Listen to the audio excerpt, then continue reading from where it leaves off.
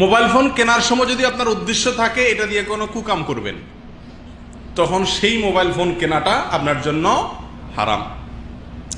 আপনার উদ্দেশ্য যদি হয় যে আমার ছোট অ্যান্ড্রয়েড সেটটাতে ফিল্ম দেখলে ভালো করে দেখা যায় না, ফিল্মগুলা ভালো করে দেখা যাওয়ার জন্য আপনার বড় একটা সেট দরকার, সেজন্য আপনি বড় একটা ভালো সেট কিনলেন। আপনার এই সেট কেনাটা হালাল হবে না হারাম হবে? হারাম হবে। কারণ একটা চাকু এটা পেঁয়াজ কাটার জন্য কিনা যায়, কারোর পেটে ঢুকানোর জন্য কিনা যায়। আপনি যদি এটা পেঁয়াজ কাটার নিয়তে কিনেন তাহলে জায়েজ, আর যদি কারোর বুকে ঢুকানোর নিয়তে কিনেন তাহলে হারাম। মোবাইল ফোন এরকম। কথা বুঝে আসছে ভাই? নাম্বার 2, মোবাইল ফোন কেনা কখন হারাম হয়?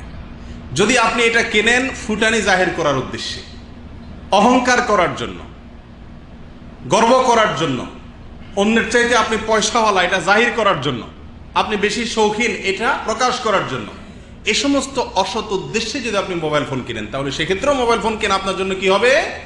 হারাম হবে। কথা কি বুঝাতে পারছি ভাই?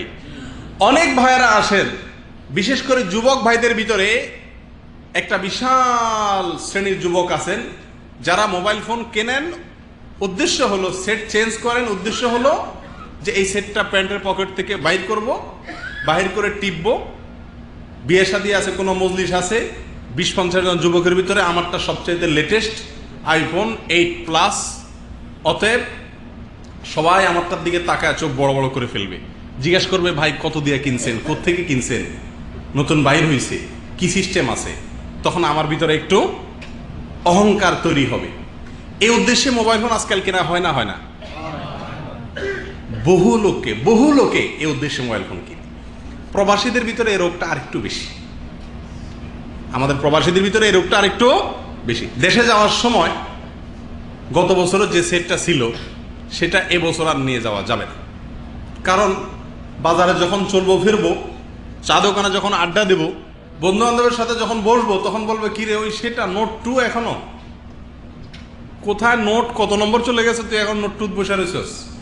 তো এই জন্য যাওয়ার সময় একটা নতুন সেট নিয়ে যায়। উদ্দেশ্য সবার মধ্যে কি করা?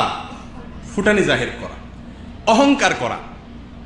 আল্লাহ সুবহানাহু ওয়া তাআলা কোরআনে কারীমের ভিতরে বলেছেন, ইন্নাল্লাহা লা ইউহিব্বু কুল্লা মুখতালিন ফখুর।